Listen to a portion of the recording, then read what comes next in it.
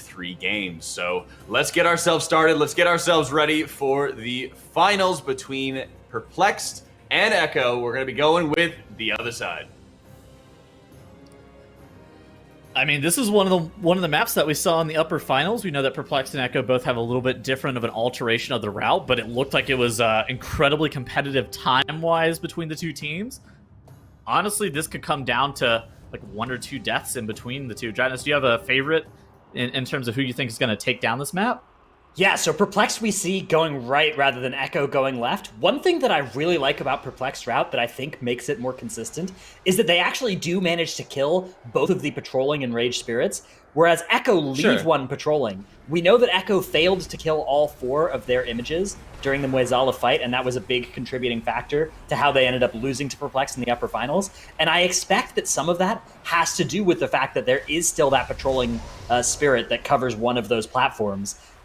So I think I like Echo's side of things in a vacuum. I think that both routes are very, very close in terms of their theoretical times. And I think a lot is going to come down to just how well both teams are able to execute their respective plans.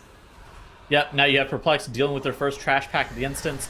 Echo also dealing with their first trash pack of the instance, going into their respective wings. Perplexed going that traditional Hakkar route, whereas Echo is going in the Ardenweald area first. Echo is going to end up having a lot more trash count, especially front-loaded trash count. But that trash is going to be just like lingering for Perplexed to be able to swoop up and gather whenever they need it later on. So the opportunity cost is still there, even though Echo, you'll see them having a lot more count earlier on. Yeah, it's going to be very difficult to tell which of these teams are ahead based on just their positioning relative to each other. But one cool metric we have now is we have their boss split times relative to their last runs. So I'll be keeping close track of that. Perplexed killed their first boss 3 minutes and 45 seconds into the last game, whereas Echo took 6 minutes and 10 seconds. And we know that both teams were on pretty similar pace, but already we have a difference. Wolf Disco is down on the side of Perplexed, and this is tragic here. He is a huge source of their damage, and they're gonna need to, they're gonna need to battle res him. Okay, they're gonna try and meld here, but they now still have a priest with which they're in combat, or Hexer, and they're gonna get back into combat, so it's gonna be the battle res. It looks like they were trying to get an out of combat res there. Not gonna happen. They are gonna be forced to commit that battle res, but it looks like there's a full health Hexer here that got a healing wave cast off. A massive heal. Divine under so much pressure as a result of that extra mob. This is so bad. They do have the interrupts here, but this is gonna be a hugely costly thing. Only probably something in the 30-second range of time cost. Only. But it's also costing them that battle res, so it means that the next thing of this size will cost even more time. Okay, so now Echo is grouping up their third pull of the instance. You saw Miraz tagging some of these mobs. It's not really too costly for Miraz to tag them, especially since they are using the urn there. They use the urn, they stun all the mobs, now can grab a threat on all these mobs and then begin his kite after the urn stun expires after 10 seconds. The mobs are enraged, so this is a very scary point of contention, but now is just running away. So there's not a lot to be super worried about. While on this other side, on the other screen, Perplexed has pulled Hakkar with Bloodlust, with their Prideful buff. You see everybody's also stacked onto this first little platform. The Son of Hakkar moseying his way on up the stairs. Now they're going to be able to nuke down the Son of Hakkar. He's not going to like leap away to any far side range. They're going to continue to just kill that Sun right there. Really good job of Perplexed being able to kill that off. That means during the first Blood Barrier, there's going to be minimal shielding on the boss. That shield actually gets burned through immediately, and Perplexed continues to just nuke down the boss. While on the Echo side, they're trash fiends. Yeah, Perplexed actually have done a pretty good job here of nuking down Hakkar. This is a really important boss to deploy as much damage as you can, because the longer it goes on, the more it's going to heal with each of those successive Blood Barrier casts, because it hits all those extra Sons of Hakkar and does a bunch of extra damage to them and turns into a bunch of extra shield. You can see that cast coming out now, bang, a massive shield on the side of Perplexed here. And Hakkar, hopefully they're going to be able to kill it before the next one, but Wolf Disco is being hunted down by one of those Sons of Hakkar. He doesn't have his Cauterize available. He's going to get topped there by a massive heal. And looks like he's going to be okay, but he's got to kite a little bit away from these. This is kind of a rough situation here. He's under a lot of threat. The entire team is. They are able to get that boss down. It's at the 4-minute and 15-second mark, which means they are 30 seconds slower than their run in the upper finals where they did defeat Echo, but that was a close game. So I would say that Echo, if things go cleanly from here, should have an opportunity against Perplexed. Might I ask how you have that number offhand? I opened back up the YouTube VOD and I scrolled back until I got to the right frame, and I now have that open on another monitor. Okay, this makes more sense. I was just sitting here like, how does he know that? All right, You don't just remember these things? Apparently you're twice as smart as me. No, I don't remember these things. Okay, check this out on the side of Perplexed. Divine is going to do an awesome little jump here. He gets on top of that urn, and then we're going to see him slowly float through the air on the top left of our So screen. he's going to be grabbing, he's able to grab the trash pack a little bit earlier, getting everything grouped up by the time his party reaches the area. So on the side of Perplexed, now they're going to pull this Enraged Spirit. The Bone Raptors are making their way here. They're going to delay the use of this urn too. Ryson is playing that Night Fae Discipline Priest, and you see him electing to open up the urn. As soon as the Rage cast starts, they stun the Enraged Spirit. They also stun all those masks as well. If you stun the masks or fear the masks or whatever, Sigil of Misery even, you can even DB them. They do immediately go away. So they use the urn to be able to stun all of them. Of course, you do have stuff like Wolf Disco and Swag utilizing their CC to be able to protect Ryson while he has to click that urn. Yeah, it is not easy to fight extra mobs with the Enraged Spirit there. If you want that count, you're really going to have to earn it. As Perplexed are now making their way through. You made that joke earlier. there's nothing in the bylaws about making the same pun over and over again. Okay. I checked. Perplexed are now heading down. They're crossing through all this trash area, and they're going to be melding here. This is a difference, again, in strategy between Perplexed and some other teams. Perplexed like to meld off that trash and just go straight into a triple lubricator, triple oil pull. This is extremely DPS check intensive. They need to get all this trash dead within the duration of their Sigil of Silence. A little bit afterwards, they can go with like a Ring of Peace after to stop the casts, but once all of those cooldowns are exhausted, any remaining casts are going to just start free casting on them very quickly, because these are 6 casters all at once that just love to spam cast. They got to nuke these things down while they are raging. There's the Ring of Peace to prevent some more casts, and you can see those lubricate casts almost finished, but they are able to get them dead just in time, and they'll be working now on the second boss of the dungeon for themselves. Meanwhile, Echo at 6 minutes and 3 seconds split when they down their first boss. They're actually 5 seconds ahead of their previous time. So Perplexed 30 seconds behind their previous time, Echo 5 seconds ahead, but Perplexed did win by quite a bit because of how bad the last boss went for Echo. Yeah, I mean, on our caster notes, Nagura predicted that they would have ended about 20-ish seconds behind where Perplexed would have been, even if they did get that kill on the image. I mean, they were still a little bit behind, but they did have an absolute calamity on the last boss. Now Perplexed is onto the Manastorms, while Echo is killing off that Enraged Spirit, doing some of these Bone Soldiers, and they're going to be making their way towards the Manastorm area as well. Yeah, this is an area where we will get to see the two teams in the same wing, one of the few times where they're in the same wing at the same time, but it will be Echo just getting started as Perplexed just get finished with this wing. They still have that massive trash section in the Ardenweald area in their future, though. Echo ahead on trash count as a Shine drops very low on the side of Perplexed. They are able to stabilize him. That was close, though. That would have been really bad because they don't have a battle res available. They won't have a battle res available for another 2 minutes or so. So it's really, really crucial that they don't have any deaths during this boss fight, because if that happens, they are going to lose so much time.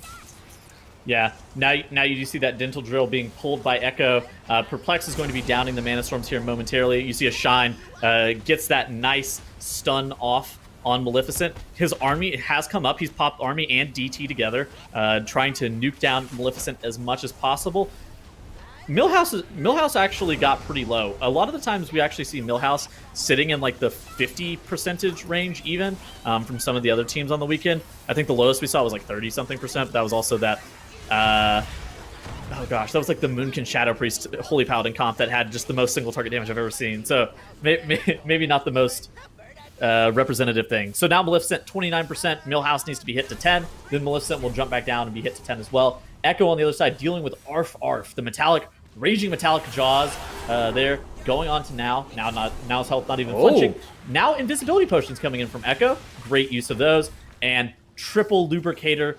Actually, no, they're not even. How many lubricators? It's going to be double lubricator for them, yeah. Okay. So that they are going to be skipping this pride here, which is, I believe that makes it one less pride than Perplex is going to do in this dungeon. So that is theoretically an advantage, but they did pull that trash that Perplexed chose to skip. And you'll notice that when they were doing that trash count at the start, the dental drill by itself, for instance, that's fairly inefficient to do a mob all by itself. Those guys are kind of nasty, though, and with the pathing that Echo has, it turns out that you do want to pull them. But that's kind of the trade-off, right? Do you want to skip a Pride, or do you want to avoid fighting that dental drill by itself? The teams have made two different decisions about that question.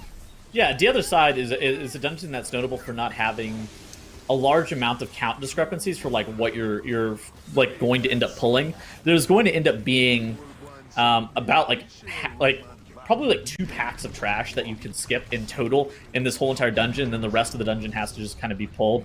Echo, of course, leaving up those Enraged Spirits, whereas Perplexed is like leaving up the Arf and the Dental Drill and whatnot. Both teams selecting at the Ardenweald area is definitely the move, though, for time save. Yeah, the Ardenweald area is the only place where there's like big pulls that are easily available, and there aren't, nasty CC immune mobs that will mess you up for doing so. There are those matriarchs, you do want to avoid pulling them, but you can prevent them from getting pulled by stopping the cry from the hatchlings, as Perplexed are now into a massive pull. This is Enraged Spirit plus 2 extra trash pulls. You can see Wolf Disco kind of inching around to the left here. They do have an urn that they can click. Looks like maybe it was already clicked, actually. It was already, it was not clicked. It was not clicked, so they're just not making use of the urn? They don't need it.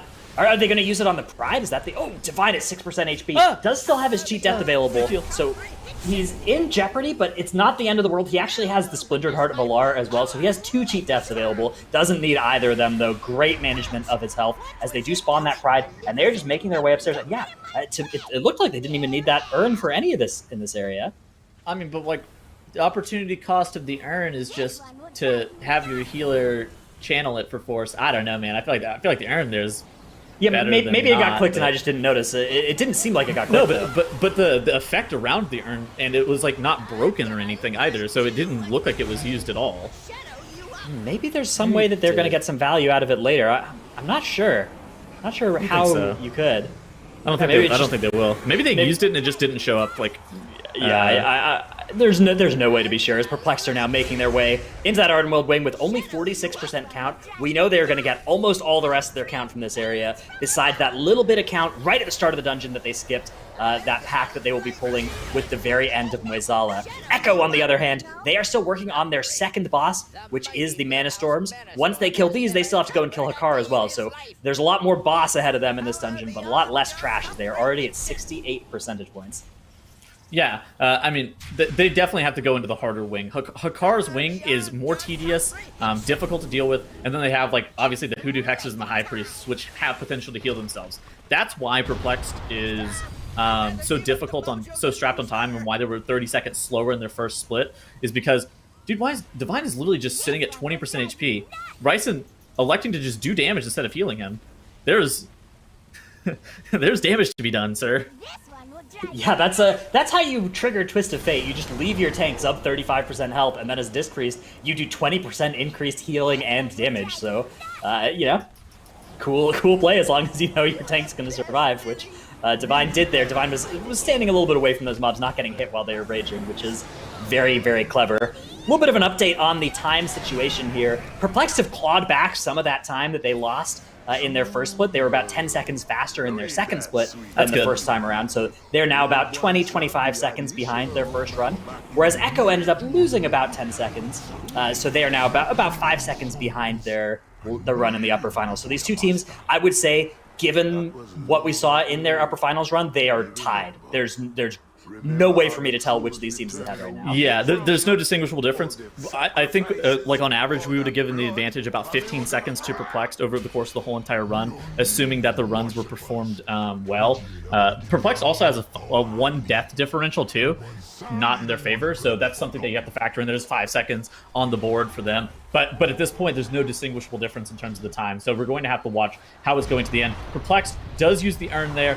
They get that dragon. The Talon Rake ability is the dragon's notable ability. It's just a lot of damage on Divine. But Divine's going to continue to kite out the pack anyways. None of those Elder Horns can connect with him. The Sky Talon will be able to melee him, especially during the Enrage. And now there's that Wailing Grief cast that just sucks you in and fears you if you're in the middle of it whenever it goes off. Everybody making sure that they get out of that. Very important. Now the Sky Talon is going to go down, and Perplex just has a little bit more trash that they have to deal with. before the ending of the dungeon. I think that they need to get to 90% enemy forces, if I remember correctly, whereas Echo, I think they only need to be at 85, right? Yeah, so Perplexed, what they do now is they get themselves up to 90% count, and then they fight the Pride, and then they get some trash onto this third boss, and that gets them to 92%. Divine at 2% HP, but he's fine. Is this going to be his last resort? Is this intentional, or is he just? They're just leaving him at 20% again. Divine just loves playing it at this 20% health mark, but he's fine. He just runs forward again, pulls more mobs, fires off the Metamorphosis, and yeah, there's no way to ever die while you are in meta form, even at the 13% health. He is doing just fine. It actually looks like maybe procced his last resort, so perhaps I spoke too soon, as there is a lot of damage coming in on him right now. Yeah, I mean, him face tanking all those mobs, he has to face tank them at least for a little bit so he can generate threat. That's the most important part. Now you actually see him taunting out that Pride, making sure that is on him. Yeah, his last resort did get procced there. Is he running the he is running the cheat death trinket. Yes, the cheat death. He trinket has from one King's more Salvation. cheat death trinket or cheat death available. The next time he'll die, he won't die. The time after that, he will though. So he has to be really careful, and he doesn't have his meta available to press for another 2.5 minutes. So he is in a little bit of danger if things get scary. But luckily, the big trash pulls are now basically all over until the end of Mueh'zala, when there will be a trash pull on the boss that will be very scary. Once they take down this Pride, they just have that third boss to deal with, which they will take a little bit of trash onto, and then they have the last boss, which also has some trash at the end, whereas Echo have this Pride that they're working on, which is at a higher percentage of health, and they have two bosses, and they have another trash pull on top of that at the bottom of the stairs that they have skipped and will have to deal with before they pull Mueh'zala. Yep, now you see Perplexed here with these Bark Binders moseying their way on in. Mr. Wolf, Disco, and Ryson standing up top. One of the major downsides of actually standing up top here is you're not able to bounce the Chain Lightning between people, but you only need 3 targets to be able to bounce the Chain Lightning between to get a full reset. On an 18 Tyrannical, though, that Lightning does do a considerable amount of damage, and it's really dangerous, especially whenever you have to go up into the air. That's the scary part, is whenever you get hit with the Lightning after you've already gotten knocked up in the air, because that's the biggest way, and that's the most consecutive way that I've actually seen deaths, is that whenever that happens. But Perplexed is doing a really good job of dealing with Dealer Xy'exa. Echo on the Hakkar as well. Dealer Xy'exa should be a quicker boss to be able to deal with than Hakkar, and Xy'exa is at a lower percentage of HP right here. But Echo, proving me wrong, starting to do even more damage to Hakkar right now. Yeah, we have had a death at some point on the side of Echo, so both teams even now on the death differential. There's no advantage for either team there. The battle res was preserved by Echo, which is a valuable resource, although at this point in the dungeon they have 2 reses and 1 res respectively, and they will actually be getting another res towards the end here, so battle res is unlikely to be the thing that makes the difference here between these two teams. It's just going to be speed and execution of this last little bit of the dungeon. Perplex have a slightly longer run to Mueh'zala after their boss dies, but they don't have trash in the way. Echo still have a trash pull to do before they pull Mueh'zala, unless they are ready to go more aggressive than they did last time and just go straight into pulling with the boss, which it's a really, really hard thing to do, especially when you've had to come through the lower bracket. You didn't have the time to necessarily come back and be like, okay, how do we improve our D other side, because you had those other matches to be playing. Yeah, I mean, Perplexed and Echo are virtually the same point. They're both running down the corridor to make it back to Mueh'zala. Like you said, Echo does have trash to deal with. Right now, it looks like Perplexed are somewhere in the magnitude of 20 seconds ahead, Dratnos. Yeah, Perplexed again have shaved 10 seconds off of their boss 3 split relative to the last time, whereas Echo have had a substantially slower split, so that there was time lost somewhere in there for Echo compared to the upper finals, which was a really, really, really close match. Both teams now walking down the stairs. Echo have some mobs in the way, and you can see there's still that spirit patrolling. Perplexed don't have any spirits that will be messing with their plan. Echo are going right into boss, though. They know that it's go time. They know they have to make this happen. Both teams have pulled the boss at roughly the same time. Echo have more trash to deal with, but they can still absolutely do this. This is still anybody's game, given that they've made this aggressive pull and things are working out for them. This trash is dying. As long as they can avoid having any... Yeah, trash is dead. The boss is at 1% higher. They're doing great, actually. Echo could easily still win this. Yeah, I mean, most notably, too, in the last series that we saw, Mirez on the side of Echo wasn't able to get his mirror image of Mueh'zala killed in time. If that happens, it's an 18 Tyrannical. If you don't have the correct amount of offensive cooldowns, it can happen on either side. And it's a really dangerous tale if that does happen, and honestly would instantly lose the match for either team because these guys are so close right now.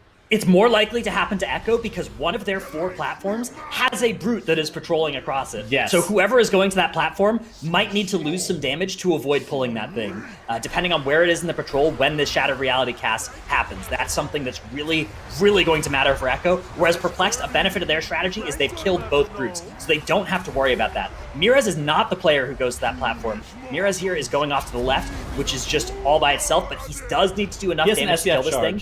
Yeah, he does have a charge this time. He also, hopefully he has a touch of death. That's a really powerful thing for Windwalkers to use against these images. If that thing is unavailable, it's on a pretty long cooldown, 3 minutes. If you don't have your touch of death, then this is a lot harder. But with touch of death, that is a massive extra amount of damage there, as you can see. Yeah, touch of death going to be used to finish that thing off. We'll see if both teams have managed to channel on all 4 totems. That is the crucial thing with Mueh'zala. It looks already like a yes. Wait, looks like Echo didn't.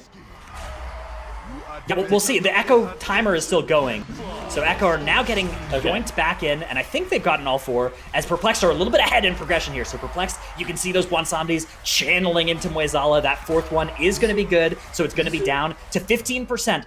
Once they kill this and finish their count, that's the end of the dungeon. Echo have also gotten all 4 of theirs. Mueh'zala is at a higher percentage point, but they could do more damage here. They have the same exact timer, so there's no death differential here. It's just who can kill the last point of trash and the boss at the same, faster, right? So you can see Perplexed, they don't have all the trash dead yet. Echo have all the trash dead except for 1 extra guy, which is at the top of the stairs, which they do need to grab. They are pumping as much damage as they can into Mueh'zala. Perplexed still need to wait for that Enrage to fall off the Warlord in the front before it can die. Divine is getting cranked as well because of all the extra damage that thing is doing at low health. 12% versus 14% now between Perplexed and Echo as Divine is kiting left and right. There's a Splinter Heart of This is Alarm. so scary for Perplexed, man. He doesn't have any melee. more cheats. He does have Fell Devastation, so for 6 seconds, he is going to be very, very tanky, but he has got a kite away now. That Warlord is doing so much extra damage to him, it finally dies. Now he doesn't have any raging mobs hitting him. 11% on Mueh'zala. At 10%, the boss will die, but they still need to get that count.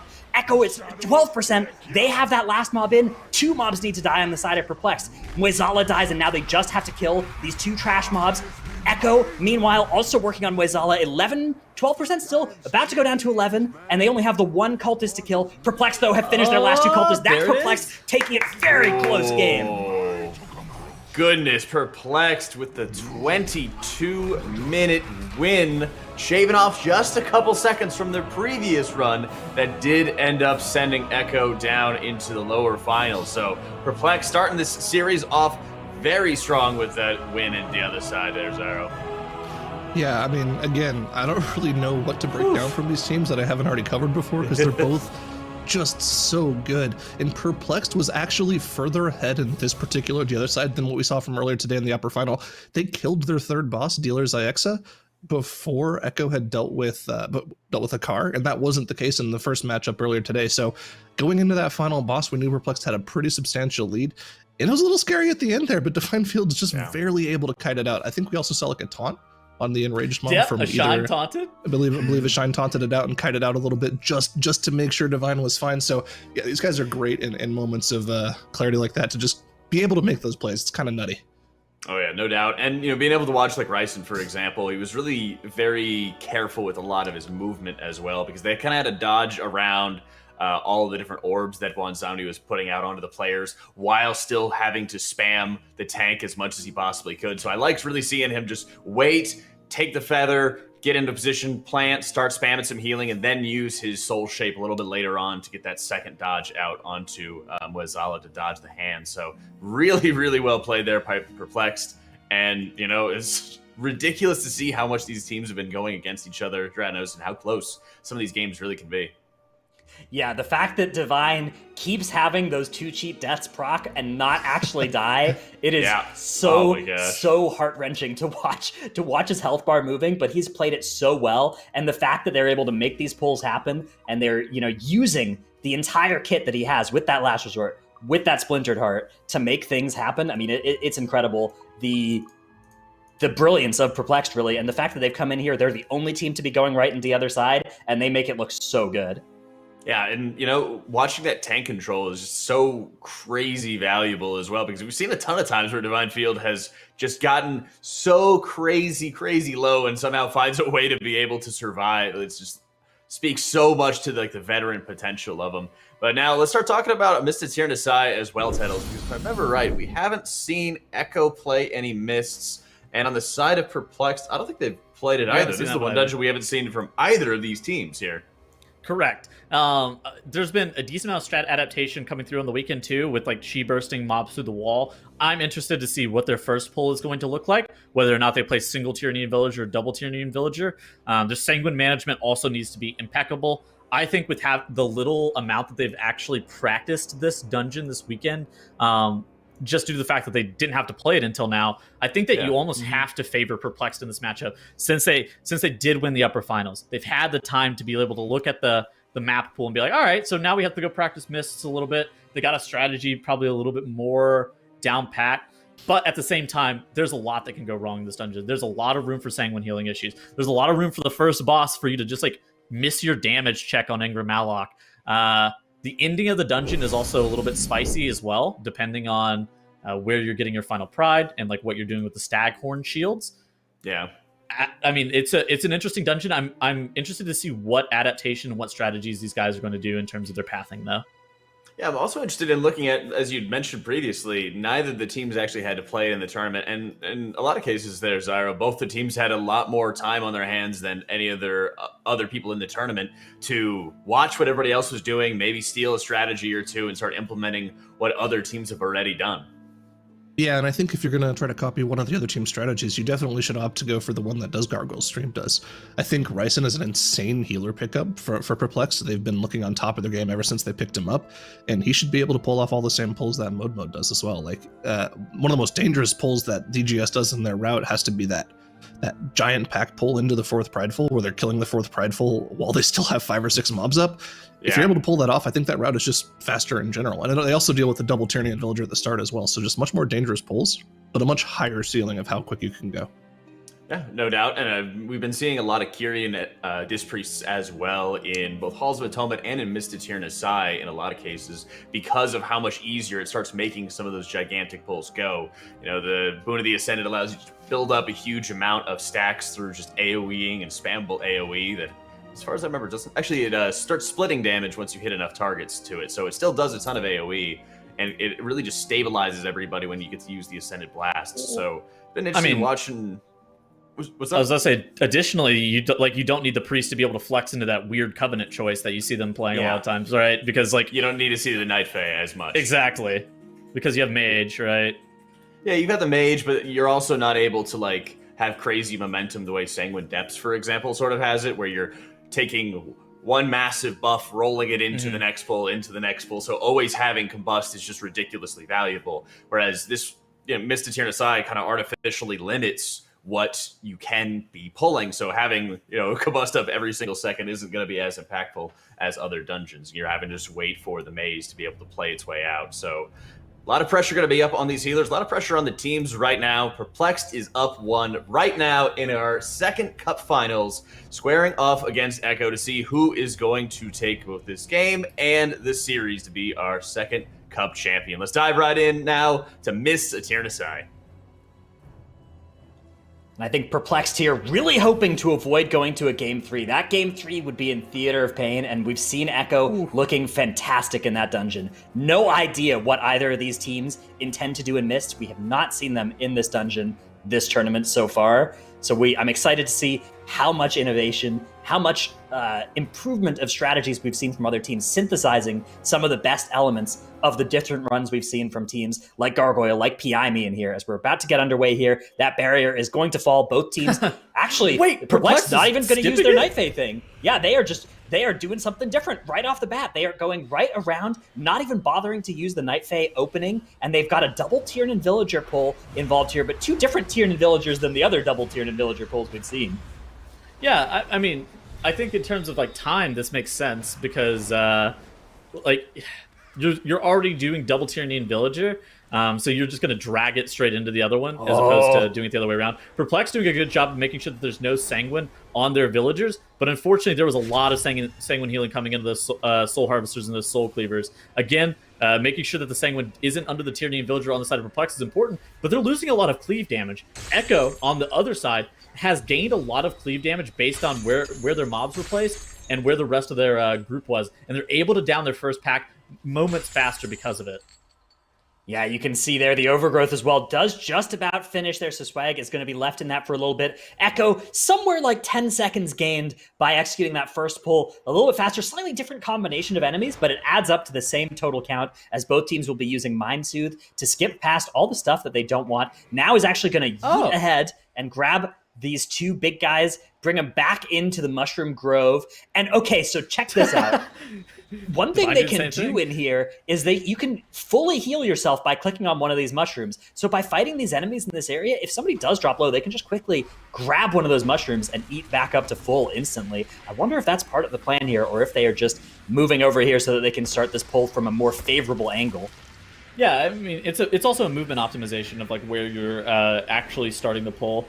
Both sides do have a Soul Cleaver CC'd. You see on the side of Echo, there's a Polymorph on theirs. There's a Trap on the side of Perplexed. Interestingly enough, neither side electing to run a Moonkin, which has been the most meta. I mean, that's been the meta strategy for this dungeon so far, is just having a Balance Druid to be able to burn Ingra Maloch and Droman faster. I wonder if Perplexed and Echo are able to do it without the Balance Druid. Because if they are, then that would actually be a pretty big time save. Moonkin, not exactly the highest burst AoE damage profile, but the reason that we've seen it be played so much is due to the fact that just its burst damage and like saving you an extra intermission phase on Droman is a pretty high damage gain. Perplexed and Echo, though, are looking to have that dominant Mind MC on that Soul Cleaver. Maybe that plus the Pride buff will be able to push them over the line. Yeah, Echo are going to get underway here with the boss. Manifestation of Pride is also slightly lower on the side of Echo, so Echo, slight advantage at this point, I'd say. They are pulling that boss sooner. They're going to finish off that Manifestation of Pride and then dump damage into Droman. Once they die, then it's all into Ingra Maloch, and that will be about how much burst damage they are able to make happen without a Moonkin. Perplexed, on the other hand, are just going to finish the Pride. They are not going to try and pull it into the boss. They are just going straight into boss after Pride. They have both teams have a crowd-controlled Soul Cleaver as well that they will be mind controlling, as you mentioned, with that dominant mind talent that'll let them both have the mob and the priest damaging Ingra Maloch during the damage phase. Looks like Echo also getting, actually both teams, getting some sizable cleave here onto Ingra Maloch. Perplexed appear to be killing Droman substantially faster than Echo. All right, here comes Ryson's MC on the Soul Cleaver. That mob getting in perfectly on time. Same with Xy'exa on the side of Echo. Droman dies at like virtually the same time. We need to see Ingra Maloch. I think if the boss is under 20% HP, there is potential to burn straight through. If it's anything over that 20% threshold, then I don't think that there is potential. Echo able to kill all the way through without the Balance Druid too. That's a huge time save over some of the other comps that we've actually seen. Perplexed, look at that. They're leaving that Soul Cleaver in the cage. They're melding off that Soul Cleaver. They don't want it for later. We've seen a lot of teams actually just bring the Soul Cleaver with them and fight them with this pack. But for Perplexed, they don't want it. Yeah, meanwhile, Echo, you can see Shadow Melds have not been used, so they are maybe bringing that thing with them still. I wonder if you could just bring it with you the whole time and then MC it again on the other bosses and get some more value from that 20% damage taken increase that it applies to them. Maybe, but I mean, it's not in this poll, is it? Echo, is it in there? I can't quite see. I don't think it is for Echo. See it. Look at the trash discrepancy. Echo was at 27, while Perplex was at 26, and we know that they were the exact same going through the first poll. So, I mean, unless there's like a decimal places of difference that we can't see, there is potential that they ended up killing it while the barrier was being dropped. Maybe, yeah, that is a possibility. We'll have to see and check in with Echo as both teams getting finished with their first trash pull in this area right around the same time, actually. So they are jumping into this next part of the maze section. The maze is standardized between these two teams. Both teams know which pathing they're going to get and which mobs they're going to get in those spots. As Ryson, it looks like there's a fox on him. I guess he was probably just sitting back there and drinking and then caught back up and that thing shadow stepped to him. Okay, yeah, so there's no extra trash that they've found to somehow pull into this. Both teams working on just cleaving everything down as quickly as they can. Echo a little bit faster here, spawning their manifestation. Perplexed, seconds behind on the same benchmark. Both teams are going to take this manifestation of pride into the very next pull of the dungeon. That is the idea here. They can, before it spawns, they're out of combat, and so they can tap that wall. The wall will come down, and then they can get into this next room with the manifestation and the trash pull. Yeah. Ooh, Swag goes down on the side of Perplexed. That's actually terrible. Now they're going to have to use an engineering battle rest to be able to get him back up. You see Ryson doing that right now, but that's 5 seconds that they can't get back. That's damage to the pride that they're losing. Echo has dealt with their pride. Mira's dropped really low there at the end, but it doesn't really matter because they were able to get topped back up. Now Xy'exa doesn't even have to stop and drink as he's going to be topped back up on mana, and Echo is now starting to even garner a little bit more of a lead than they had previously, just due to that one unfortunate death on Swag. Yeah, it's interesting that these two teams have come up with not only the same answer of we don't need a Moonkin for this, but they've come up with different answers about what their composition should look like. So in addition to the mage and the monk, Echo has chosen to go with Fragments on that powerful Death Knight comfort pick where Fragments is so strong. I would say that this expansion Fragments has looked incredible on the Unholy, whereas Perplexed have a Shine playing that Hunter instead, so they don't have a Death Knight. They have that Hunter instead. I'm going to be interesting to see if there's any ways that difference will matter as this dungeon goes on. I think it's hard to say that this will matter in any tangible way, but maybe it will. Oh, look at what Perplex is doing. Look at what Perplex has done. They have found a way to pull through the wall. They've got some more friends coming in, joining this. This is a different pull through the wall, I should add, than the one that we saw other teams utilizing, but they found a way to pull trash onto this Gorge Gullet. So even though Echo are a little bit ahead in terms of dungeon progression, Perplexed, assuming they can manage the Sanguine Well, which is no easy task, will be able to actually catch up here and get a little bit of extra count through this efficient cleave in a normal single target moment. Oh my goodness, Perplexed. Their health bars, look at those. You can see the tongue debuff on a Shine there. Must have been hit by the tongue of that ad.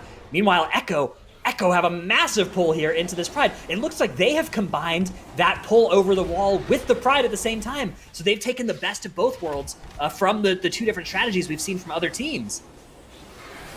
Yeah, I think that this is absolutely astonishing for Perplex. I didn't realize that you could pull basically every single pack with G-Burst like through the wall as long as you had that range on it. That's actually really good adapt. A Shine goes down. They don't have battle res. They don't have battle res. But look at this, Echo has gotten such a great plan here. The fact that they were able to get both the Pride into that room and the other pack into that room gave them such a great pull to blow all their cooldowns on. So even though Perplex found something cool. Yeah, they didn't activate the Acorn. A Shine's back at the beginning of the instance, man. So a Shine has the world's longest run back, whereas Echo are already working on Mistcaller, and this is huge favor for Echo at this point. They are massively ahead as a result of not just a strategy that's looked better, but also things just going so badly on the side of Perplex. That death, the first death that cost them the res, and then the second death when they didn't have a res, have been so brutal. Yeah, now Echo on Mistcaller doing their first intermission phase. This is really good. Making sure that they get that Vulpin CC'd. Obviously, it chases people around and it can occasionally ice block you. We haven't seen it yet in MDI, but I'm sure it will happen eventually. It happens to everybody occasionally. Now doing a good job of kicking that patty cake. We came very close to seeing the wrong guessing game target killed in our match between Piami and Gargoyle. 20% health when that thing was correctly switched off of. We'll see if that happens ever as well. My suspicion is that nobody would like to be the team that either of those things happen to. As you can see, the next guessing game comes out. Echo correctly identifying which of those symbols is the unique one. It's the one without the circle, the one that they are hitting. The other three all have circles around them. It's the exact same game that is in the maze as well, so you get good training for it. And they have Mistcaller now down sub 40% health. At 10% health, they will have another sequence of guessing game to deal with, and then they will be able to go jump down and do their last trash pull, and then the last pull into boss, and they are dramatically ahead at this point as Perplex making their way into the boss room. They still have Pride. Perplex is pulling Pride onto boss. That's cool. Hold on. What Perplex did is they didn't get one of the trash packs through the gate where they would be going. They got a different trash pack through the gate.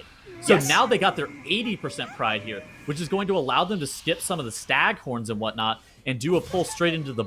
They may be able to go straight into Tred'ova. Yeah, so I'm not 100% sure. If they can get their last 19% into Tred'ova, then they actually don't need to spawn another Pride this rest of the dungeon, right? They can kill the last mob after Tred'ova dies, theoretically. So maybe there's a way for Perplexed to sneak back into this as a result of getting to above that 80% threshold right now. But I don't know. I think Echo have just pulled Mistcaller so far ahead of where Perplexed were. I think if that death didn't come out, we would really get to see the difference between the pathings of these two teams. Well, Echo has to play another Pride, right? Whereas Perplexed has already dealt with the Pride. Yes, but the Pride does come with some benefits, right? And again, Echo do have that drawback. Yeah. But they also have, they have so much extra time because the Mistcaller has died for them more than a minute before it will for Perplexed. So I think that there's a good chance again that Perplexed might have a faster strategy in this dungeon. The problem is it's going to be impossible to really compare because we had those 2 deaths on the side of Perplexed, one of which was extremely costly, and we haven't had anything go wrong on Echo's side. So the 2 runs are very tough to compare, given that. I do think that I agree, though. At face value, it seems like Perplexed is going to be better. Echo having a far more consistent run. They need to make sure that they have good Sanguine management here. That's one thing that we haven't talked about a ton. Making sure that they kite these mobs out, end up killing those Acid Gullet, Staghorn, all these mobs, not healing them up with Sanguine too terribly much. Good Ring of Peace right there. Now their 80% Pride has spawned. You do see the Reavers off to the side, sitting in a para, and now the team of Echo is positioning themselves to look like they're able to pull Tred'ova as soon as this Pride dies. Yeah, they are going to pull all of this trash that's between them and Tred'ova onto Tred'ova, and they will crowd control one if that would get them over 100%. Or they might not quite get to 100%, and then they'll just go grab another little mob after the boss dies. That's going to be the idea here. And they don't even have to worry about doing any nonsense keeping the mobs away from the boss for a Convoke, because they aren't playing that Moonkin. So that means they can just get straight into the boss and actually pull the boss back towards this side of the room. I would agree. Kind of nonsense. All right, so now this Pride is going to be looking to die. Perplexed is still on Mistcaller. They're dealing with their last guessing game. I think at this point it's almost too little too late for Perplexed, unfortunately. Now is very low on health right now. He's got that Grievous ticking on him, but he is going to be able to survive. He's just going to go straight into the boss as well. Pops into that meta, and he will be okay for the next little while as all of these mobs are now getting on top of him. You can see he's actually imprisoned one of the ones up there, so that will be their 100% mob, and they are going to kill the rest. The larvae don't drop Sanguine, so they don't have to worry about Sanguine when they're killing those. All the other mobs do. So you can see Sigil Chains is going to be used to group them up, and then now is getting ready to start slowly moving Tred'ova such that it will not get Sanguine dropped underneath it, because any Sanguine healing on Tred'ova would be extremely costly. Those Acid Gullets and those Gorgers dying, and now is doing a beautiful job of moving this boss. This is scary because Tred'ova, whenever it goes into the intermission, it centers up in the middle of the room, and they may end up having Sanguine. Oh no! Is there Sanguine underwear? No, it's fine. Yeah, it's fine. It would be red. Tredova's hitbox probably as well is also like a little bit bigger than like the model for it to be healed by Sanguine. We've seen that with a lot of mobs in the past, where the hitbox is just like the way that you're able to hit the boss. Yeah, is you need to get Sanguine right under it. Yeah, exactly. Right. Yeah, so they are going to be fine here. Echo have avoided that Sanguine healing. That Gorge Gullet or Acid Gullet now is coming in. Now is just going to start tanking it as well. And so that'll be their strategy. Meanwhile, Perplexed are doing a big pull. They aren't going into boss, so they're pathing. It's not going to spawn a Pride necessarily, but it is still, it's definitely a difference, the fact that they were able to get to that 80% threshold before jumping down here. Yeah, this is actually really good off the side of Echo. They're doing a really good job of maintaining a clean run and playing their own strategy. They need to make sure that they end up getting this Acid Gullet down. But with Tred'ova sub 20%, this is really solid for them. They would have to have multiple deaths to the goop.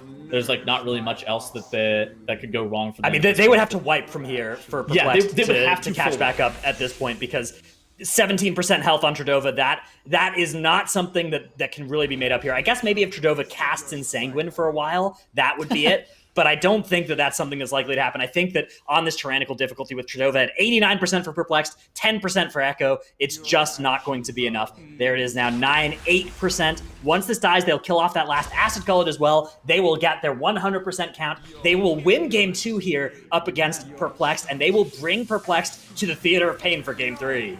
Oh, there it is. Echo finishing their run, tying up the series, and probably putting them into an area that I think that Echo's going to be really, really happy to go into. Theater of Pain will be our decider for this series. Tied up 1-1, and just, I'm not really sure where it was for Perplexed on their side. Echo just seemed to be so well prepared in this one, Granos. Yeah, Echo have looked so good here. 0 death run in Tirna Scithe. Perplexed run looked good too. There were some good elements, I think, good strategies coming out from both teams. Both teams had new time-saving innovations, and I'm not actually sure which saved more time, because on the side of Echo, they didn't lose any time to any other factors. They just did their plan. On the side of Perplexed, a huge amount of time was lost to a Shine dying when they didn't have a battle res and they hadn't activated that checkpoint, and so he released at the very start of the dungeon with a bunch of trash between him and where he wanted to be. I think just in general, I would have preferred the Perplexed route over the Echo route, just for prideful timings in the dungeon as a whole. Dratnos disagrees, but Echo had such a good pull of pulling Pride plus 8 mobs plus 2 full rooms of the maze on top of each other. That gave them such a great opportunity to blow some cooldowns. Whereas on Perplexed side, even if Perplexed was going to double up a pull and decided not to because the shine wasn't there, instead of having one massive pull, they would have had 2 medium-large pulls, which I think is a little bit less of a great position to be in. Hey, what do you guys think about the Boomkin play as well? Or rather, I should say the lack of Boomkin on this one as well, Dratnos. Yeah, I mean, Moonkin, it's been something that people brought for that Convoke burst, and they tried to kind of shoehorn it into the rest of the dungeon because of what it did to the first boss. But Echo and Perplexed, they've come up with a way to just do enough damage and one-phase that boss without a Moonkin. And I think that given they were able to do that, that means that they now get to fit in another spec, whether it's that Hunter or that DK, for the rest of the dungeon, which is better pretty much everywhere else in there. I would tend to agree. I think one facing the boss is like the top priority because it saves you the most amount of tangible time. I think that stuff that's like lower priority is like the burst AoE and whatnot. But as long as you're able to one phase the boss with a comp like a Hunter or a DK that gives you like way more burst AoE, the Moonkin is not like the damage profile from Balance Druid is not something that is super adept at Tirna Scithe, except for being able to just effectively solo the first boss. Sure. And that was the interesting thing is we saw very big differences at like the beginning of this tournament as well, Dratnos, of like teams that were really heavily punished for not having enough damage. You saw the rise of the Boomkins coming along, and now they're just able to, like, where did this adaptation come from where they're like, oh, well, I guess we just have enough damage already with this other comp? Yeah, I mean, part of it is just you getting more comfortable. You're taking these strategic improvements from other strategies, either your own or other teams, like the Dominant Mind of the ad into the boss. The Tyrannical nerf comes in, and you're maybe like, okay, now we can maybe get this thing done without a Moonkin. Everybody's playing their specs more and more optimized. They have more and more ideas of, okay, here's actually this thing that either I or somebody else came up with to get more single target out of my Windwalker, out of my Hunter, out of my Mage, and then they can make those swaps. And so there's really this cool building on of what we've seen in previous weeks, what people have been doing on the live servers, changes that have been made to the dungeons that let something that seems completely impossible become possible 2 weeks in the future. Yeah. Well, I think also on top of that, they're delaying when they're killing the Prideful too to make sure that it overlaps with that. Because previously, we just had people hitting into Ingra with the Droman buff, but without Prideful. And like now they're pulling the boss with they're pulling the boss with the Pride, which is really scary, but it allows them to extend their Pride buff just a little bit longer. Then they're bloodlusting at an opportune time, which is to focus on killing the boss within that Prideful window. They'll bloodlust, remember, there's only 45 seconds left on the Prideful buff, to make sure that they make the most use out of all of that damage amp that they can possibly get. And I think that, like Dratnos said, it's just like all those things stacked on top of one another. Yeah, and it really kind of shows the development, really, for both these teams that haven't actually been running Tirna Scithe that much. They've just been watching other teams doing and adjusting their strategies up until this point. So very, very impressive on that one. And then, like you guys said, brings us on into Theater of Pain as our decider on this one. And we already really have been able to see what Echo is made of on this one, Dratnos. Yeah, I mean, Echo have had a great run in this dungeon against PI Me, and 1930 was somehow possible, even with Inspiring Active, which throws a lot of wrenches into the plan here. But we've also seen some other great strategies, some great adaptations and improvements to different pathings from teams like Golden Guardians in this dungeon as well. So Perplexed, who we haven't seen in this dungeon, they've had some time. I imagine that they've been preparing for this entire series, for that Theater of Pain. No idea what they've come up with. Both in The Other Side and in Tirna Scithe, they had something in this series or in the upper finals that we had never seen before. And I expect that we will see something similar in Theater of Pain. Yeah, and how these teams have put together some of their routes in dungeons that are generally thought of as being very on the rails. We've kind of talked about it a little bit as we've seen some Theater Pains going through this titles, but it's been really ridiculous how for a lot of dungeons where you have to pull, 90% of all the trash in the dungeon or something along those lines, they still find those extra ways to min-max Prideful uptime. Yeah, exactly. And I think the Prideful timing is the most important thing in the Theater of Pain. It's like we talked about before. Damage amps on single target multiplicatively scale, whereas like whenever you're adding more and more mobs, like your kill time on the AoE trash pack is going to largely be similar. Whereas like if you have the Pride buff, if you have Bloodlust, if you have all those effects on a boss, you can even cut about the exact same time as you would cut off on the AoE trash pack, except a single target damage profile. Like the value of single target damage is just infinitely higher than that of AoE on like a per point scale. Interesting. I mean, is it just because of how important or how many big single target mobs that they need to be taking down, or flesh that out a little bit more for me? So, I mean, well, okay, so Theater of Pain is a dungeon that has, first off, 5 bosses. Second off, it's low mob density, just as a general rule. So, like, the packs that you're going to be doing are, like, 3 mobs, 5 mobs. I mean, we even see, like, the MDI pulls, the biggest pulls, like, that you're going to see. And they do, like, a 2-mob pull occasionally. And you're like, all right, well, this is a pretty small pack, like, all things considered. And yeah, so, like, being able to gain, like, massive single-target damage while you're, like... Okay, so you'll like cleave off the Shackled Souls off of Kul'Thuzak. You'll cleave those ads off of Gorechop, that kind of thing. And having the Prideful buff for that is actually really important, and it does end up saving you a decent amount of time. Probably a lot of also healer stress as well when you're able to start spacing those things out quite a bit more. I mean, Kul'Thuzak we already look at as kind of a difficult boss, but when you have the damage amps and you're killing the Shackled Souls, makes it a lot easier on that team. So this is going to be our decider between Perplexed and Echo to find who is going to win our second cup. It all ends right here in the Theater of Pain. Perplexed right off the bat are starting with a different strategy than Echo. They have crowd controlled the inspiring mob in this area, which means that it can come in at the very end of the dungeon rather than dealing with it now, whereas Echo have just pulled every single thing onto this first trash pull. It makes this trash pull more dangerous, and it makes the bosses more dangerous, because you can't interrupt anything until the inspiring mob is dead. But that has all been taken care of. Echo have used their Bloodlust, they've used all their cooldowns, they've used their offensives and their defensives, and they've managed to get through this really quickly. Perplexed, though, their bosses are lower health because they've had those interrupts being available. I think that they've been able to do a little bit more damage to the boss here, a little bit less count. It keeps the mobs stacked a little bit quicker too, just because they are able to have massive amounts of interrupts. Notably, whenever we were watching Echo play earlier, so while they did do this mob at the beginning with the inspiring, they actually left some of the Shackled Souls onto the bridge that they didn't pull into Kul'Thuzak, which Perplex may be able to still get the exact same ending as what we saw from Echo earlier, if they do end up getting some additional count from that Kul'Thuzak area from the Shackled Souls potentially. I think at this point though, I prefer Echo's ending. If Perplex is playing a very similar route to what we saw from PI me with how they were CCing the inspiring mob at the beginning, and like how they were playing the ending of the dungeon, I think I would prefer Echo's ending with how they're setting up their final Pride of the dungeon versus how it's assumed that Perplex may end up setting up theirs. But it's all subjective. It's all speculatory at this point. We need to see what Perplex is going to continue to do. There is a 2% mob count difference, but I would still give the edge to Perplex at this point just because of being able to do that first boss orders of magnitude 25 seconds faster even.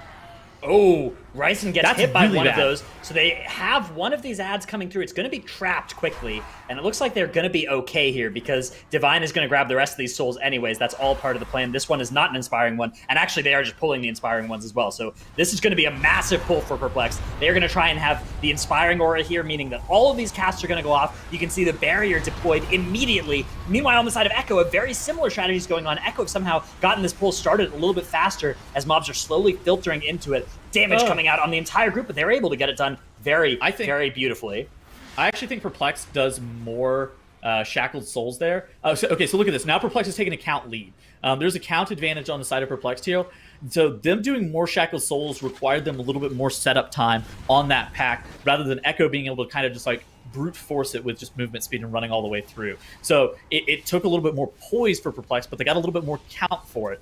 But it did allow Echo just a slight advantage to be able to claw their way back in terms of that time that they'd lost on the first boss.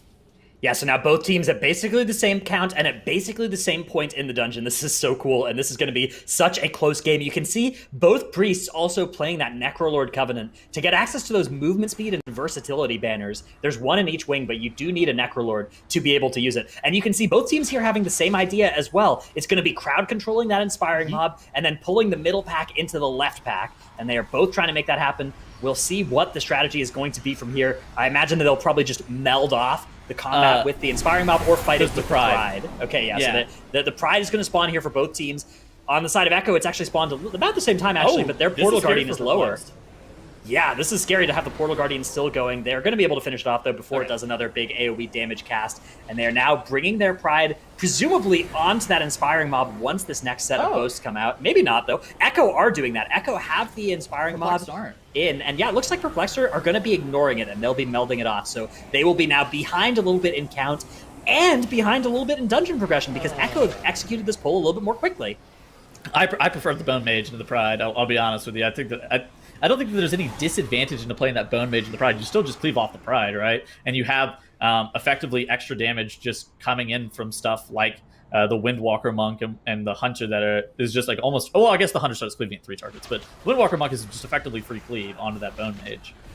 A little bit. I mean, you do have to do some damage to it directly. It does make the pull take a little bit longer theoretically, but Sure. Echo were able to do that pull faster, so I'm not 100% sure how they were able to get more done in less time. That is always the secret with the MDI. Whoever does that better is going to win. But you can see Perplexed, perhaps having saved some more cooldowns for this moment, have been able to catch right back up. There we go. The Bone Reaper is going to go down at the same time for both teams, basically. Perplexed making their way up to this final platform. Echo slightly behind, but they have those 3 extra percentage points. Wow, this is such a worthy game to be the finals of our cup final. It's definitely slingshotting back and forth. I think it's funny how you and I both realized at the exact same time. It's like, oh, it was cooldown differential as that Bone Reaper just got melted. Okay, never mind. I figured it out. Okay, so check this out. Echo had a little bit more count coming up here, so they were able to actually spawn their Pride before killing all 3 of these mobs. Perplexed are going to meld, and they're going to click on that button to get out of here before that Pride spawns, and they have had enough of the Pride. It looks like maybe it's in combat now, and maybe it'll snap up to them at some point. Or, yeah, there it is. They're snapping up to them. So this is going to be their plan. They've got this Pride. It's got a couple extra stacks because it's been in combat for a little while longer. But they are, it looks like, getting ready to potentially do something crazy here. So the different... Okay, I don't know if they're necessarily even going to pull it into Cool for Rock. They may. But regardless, the fact that they are pulling it in front of the boss like this means that they have higher Pride uptime. Look at Echo. Echo just killed their Pride. Now they have 15 seconds of running to pull Cool for Rock. And the effective... buff uptime of their Pride is just going to be lower. Whether or not Perplexed pulls the boss is irrelevant. The effective buff uptime is going to be higher. This is why Perplexed didn't pull the previous Inspiring Mob onto their previous Pride, because they didn't want to be spawning this Pride early. They wanted this Pride to spawn when the last mob and not the first mob of the previous pull died. So it's all coming together here. The difference in strategy, all making sense as both teams are now getting started on Cult of Rock. There are a couple of Shackled Souls that have been pulled in as well for both teams, and they'll be slowly cleaving these down during this fight while also handling the difficult mechanics that are going on.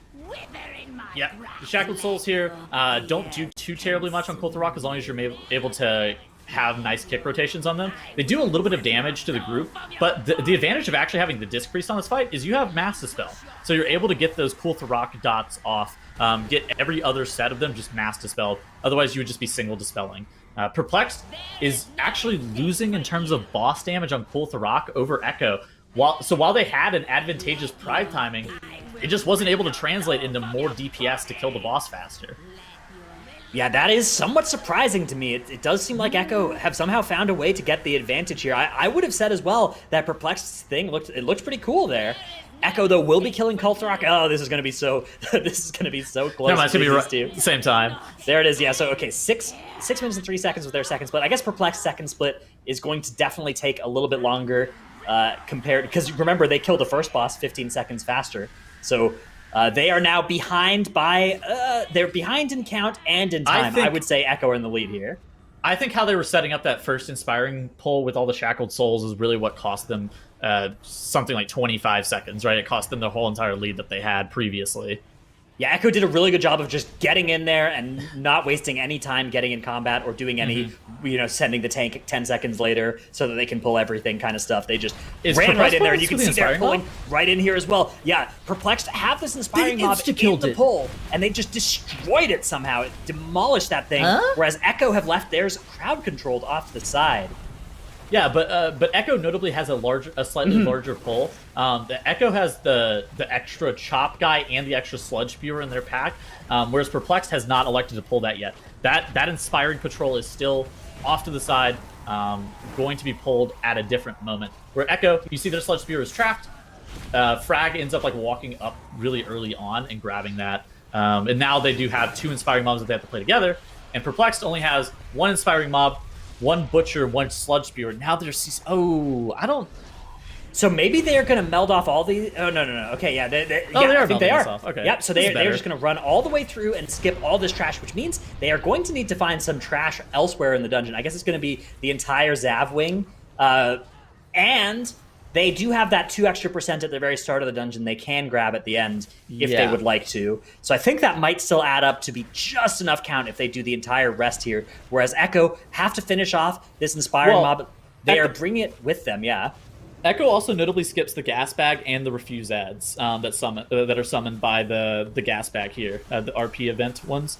Ooh, what is Perplexed doing? What is this pull? They know they have to go big or go home, and they have chosen to go big here. They are pulling 70 million mobs all together here. There's that sigil of chains, ripping everything together. They have 1 inspiring mob CC'd off to the side. They do have to be really careful here. Oh no! Dr. Disco! Ryson! Down! No! Both down! They have 1 battle res. They'll have another battle res in a couple of seconds here, but they need to find a way to actually deploy them. Ryson needs to come up soon. Divine is under so much pressure here. His cheat death has already been procced. He does have 1 more cheat from that Splintered Heart, but now there's that Splintered Heart proc. He's going to start kiting away. Swag going down as well. This is going to be a full team wipe here for Perplexed, and that is so costly for them. Echo are in such a great position now to capitalize. If Echo can avoid having anything go wrong for their run, they are hugely in the lead now. Yeah. I mean, Echo skips that gas bag and those refuse ads for a reason, right, Dratnos? I mean, they've determined that pack is just too scary to deal with, and that they decided that it's just like not worth the pressure to be able to put on their team. I actually think that what Perplexed did there was probably slightly faster, but again, it's just like not. If the strategy's not consistent, then it's just not worth doing. Now Echo going to be killing off this diseased horror and pulling these. So they're going to use the Ring of Peace to knock all the mobs away. They're going to meld off all the trash here. Then they're going to pull the diseased horror and that choppy dude into Gorechop. Yeah, this is a pretty common. We've seen this kind of play through the area from Echo before, and it has looked really, really clean, really consistent, like you mentioned. On the other hand, sometimes big, ambitious pulls, they just go wrong sometimes. And I think that Perplexed, to their credit, I don't think that they're a team that's trying to make things happen that are impossible. I think that pull is one that could easily have gone the other way, and if things had gone just slightly better for them. Oh no, on the side of Echo, both Gingy and Miraz have been caught by the hooks on Gorechop. Luckily, Xy'exa able to keep them alive, but that's a rough sequence of events you want to try and avoid. They have dealt with now all the trash, so they just have Gorechop by itself. Meanwhile, Perplexed coming in trying to get revenge on that gas bag. That gas bag actually was part of the reason that Golden Guardians had so much trouble in this dungeon as well. That gas bag, I think, ended up killing them 5 or maybe even 6 of their team members at different points throughout their run. So that gas bag it's really tough to fight it on this bridge because it is so narrow. And if you bait that fronty backle down the bridge, there's really little space that you can dodge because the bridge is 2-dimensional. Exactly. But now Echo, pretty commanding lead, 50% health left on Gorechop. They need to make sure that they get him down. They only have the Zav wing left as well. Perplexed is fighting their 60% pride here on this bridge. Then they will be pulling probably these 2 mobs into Gorechop, that Horror and that Butcher. So very similar pull to what we saw from Echo. But at this point, if you're on the side of Perplexed, you're kind of hoping that Echo makes a mistake. They're going to have a wipe of their own for Perplexed to be able to come back into the game. Yeah, we're kind of in this position now where it needs to be a bad wipe as well, because that wipe was pretty costly for Perplexed. If Echo just has, a wipe to a trash bowl at the start of the next wing, I think that they'll probably still be in the lead. It'll be close, though. I agree with that. It's more like Perplexed is really rooting for Echo to have a mid-boss fight wipe, something like that, where it's just catastrophic.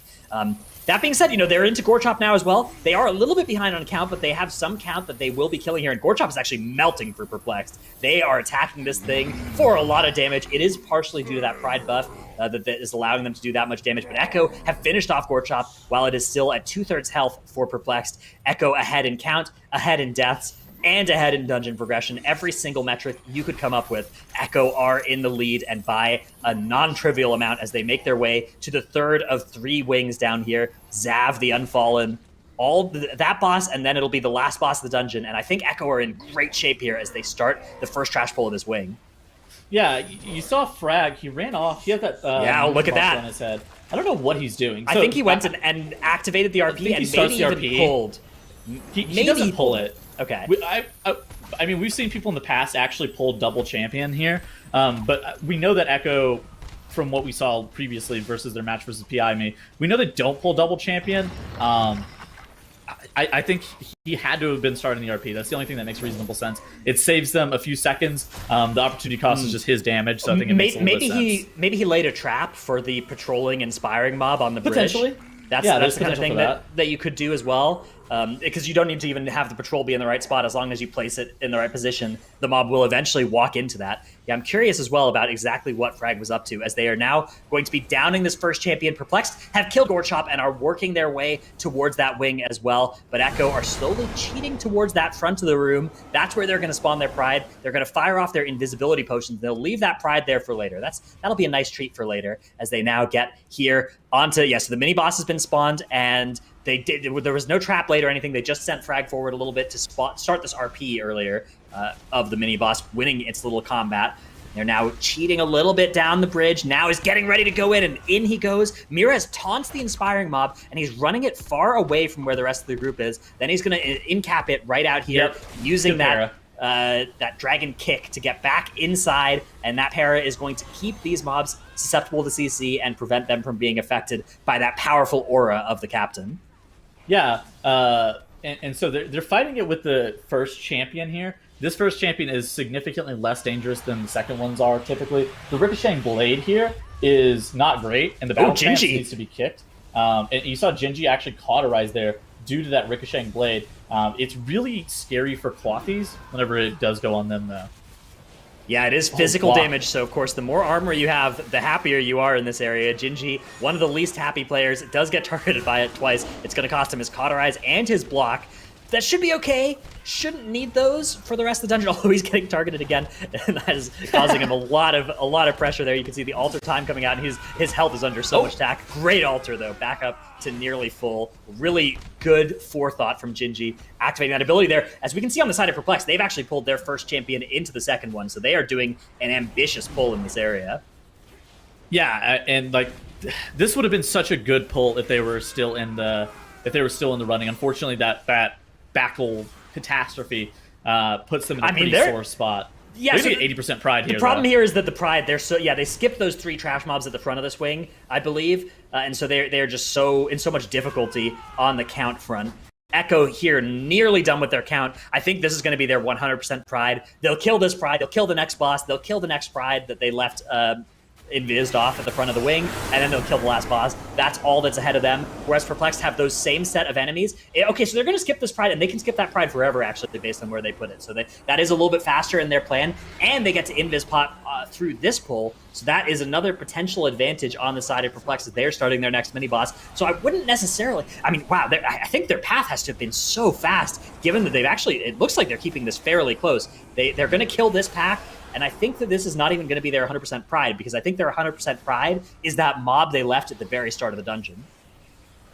Yeah, exactly. So that 100% pride for Echo, they send fragments up to activate the RP on the final boss, and then he leaps back down, he disengages to make sure he doesn't take fall damage, and then he joins the group. And it's just effectively dealing free damage to get the prideful buff because of the opportunity cost being the RP there. They don't have to stand there waiting for the RP or anything like that.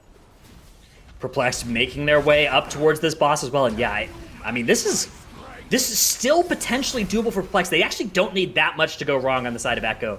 Just a couple of deaths off here and a boss being a little slow, I think would be enough for Perplexed, because they have a faster strategy here, I think, regarding those prides, as they are at 98% now. They've dropped combat, and they do have that last 2% at the start of the dungeon. So they actually don't have any prides in their future. They're starting Xav here, and they're substantially behind on Xav, but Echo have an extra pride to kill, and even though it's mostly free, I think it is still maybe slightly slower than not killing it. So I don't know. I mean, this one, it's not over yet by any stretch. As Echo are working on Xav here, they really need to make sure they don't have any deaths here. 15 seconds in favor of Echo of death differential. That's very that might unfortunate. absolutely matter here as well.